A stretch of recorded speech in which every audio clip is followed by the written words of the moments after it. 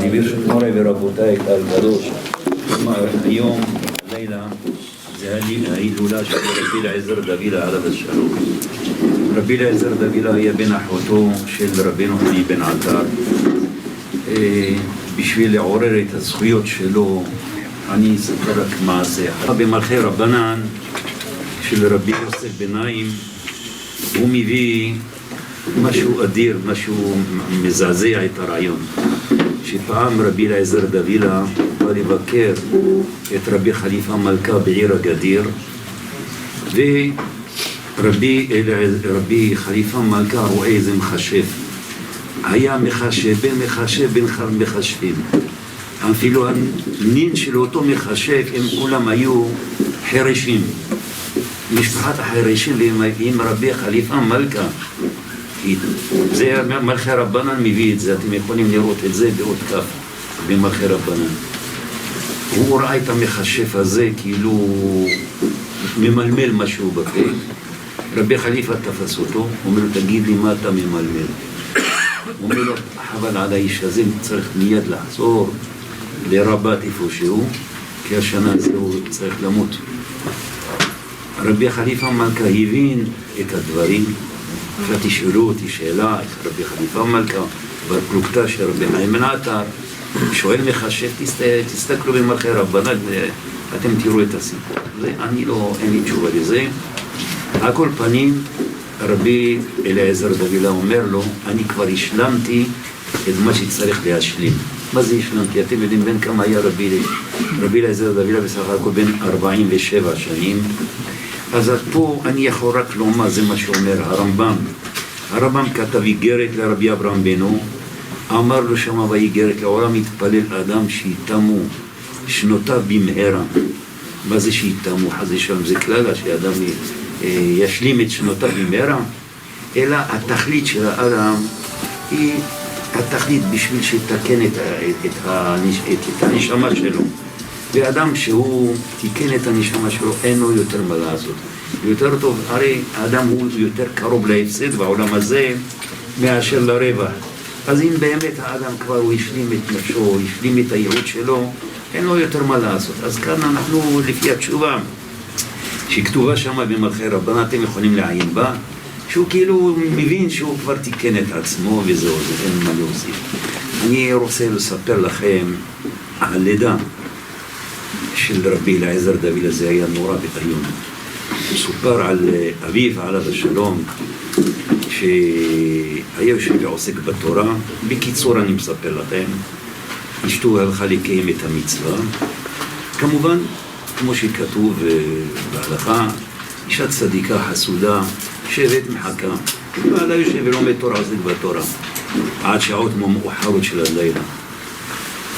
בקיצור, הוא שומע נקישות בדלת, פותח את הדלת, רואה אדם הדור פנים, מי כבודו, אומר לו, אני רבי אלעזר בן הורקנוס, הנשמה שלי צריכה להתעבר היום לעולם, ואתה משעה אותה.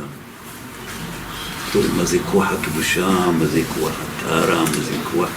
לא סתם, רבי אליעזר דוילה עליו השלום, כתב ספר מגן גיבורים על בבא מציעא, ספר, שמה בהקדמה, תסתכלו בהקדמה, כתוב שמה שהוא כתב אותו בגיל 16.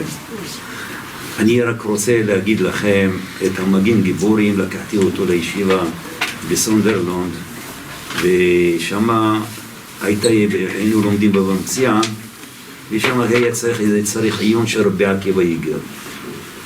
צריך עיון של רבי עקיבא איגר, יותר מזה. שמה ברבי, שמה במגן גיבורים, שמה כתוב, הוא הקשה את הקושיה, כלאחר יד נתן תירוץ, כמו, זה מגן גיבורים, זה כמו תוספות, מקשה הקושיה, הוא היה 100 שנה, מגן גיבורים 100 שנה אחרי רבי אליעזר דוילה. כן, רבי אליעזר דוילה, כמו שאמרתי לכם, הוא היה בן אחותו של רבי חנין בן עטר. סיפר לנו רבי אברהם עטר, בנו של רבי יוסף עטר. אני ביקשתי תמונה של רבי יוסף עטר, שהוא כיהן בבית דינו של רבי רפאל קאוואם. עכשיו רבי, אני מספר לכם אחד בשם השני.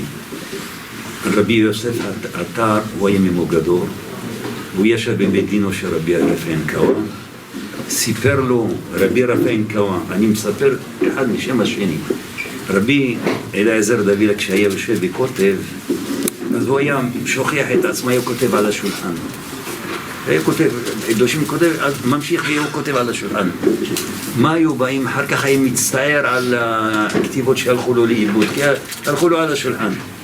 אז הוא שם ככה מספר רבי אברהם, בנו של רבי יוסף, אני אומר לכם, הוא סיפר בשם רבי רפאין קאווה, שהוא שמע גם מהקדמונים, שהיו באים, אחרי שהיה רבי אלעזר דוילה יוצא, הולך, כל מיני חולים וכל מיני עקרות וכל מיני היו באים, עם הלשון שלהם, מלחכים את הכתיבה מהשולחן, את הכתיבה של רבי אלעזר דוילה עליו השלום. הלכתי להשתתף על קברו של רבי אלעזר דוילה עליו השלום. יש שם ברבת שני בתי עלמין, יש בית עלמין שקבור שם רבי רפאין קאווה, ויש שם, ויש בית עלמין אחר, איפה שקבור רבי שלמה, רבי שלום, איך קוראים לזה? זאווי. רבי שלום זאווי, ורבי אלעזר דוילה. טוב, על כל פנים אנחנו הלכנו לבית עלמין אחר, הלך איתי מרקו מויאל מקנדה, ממונטריאול. אז הגענו קצת מאוחר בלילה, אמרתי לו בוא נלך לבית עלמין, שאומר לי עכשיו זהו אי אפשר בלילה, בואו בעזרת עוד 3-4 חודשים אנחנו נחזור ונלך לרבי אלעזר דוילה. טוב, אמרנו בסדר, פשוט הוא קרר אותי מללכת, באנו במיוחד לרבת בשביל זה, אבל טעינו בבתי עלמין. איך שהלכנו ליטול ידיים, חוץ מכבודכם בכלב אחד, נשך אותו ברגל. 3 חודשים היה פשוט משותף. 3 חודשים היה אחד לזוז. אחר כך הוא בא ממונטריאול, מתקשר אליי, הוא אומר לי, תשמע, אני חייב ללכת לצדיק. הוא בא במיוחד ממונטריאול למרוקו, אני בישראל, למרוקו הלכנו להשתתף.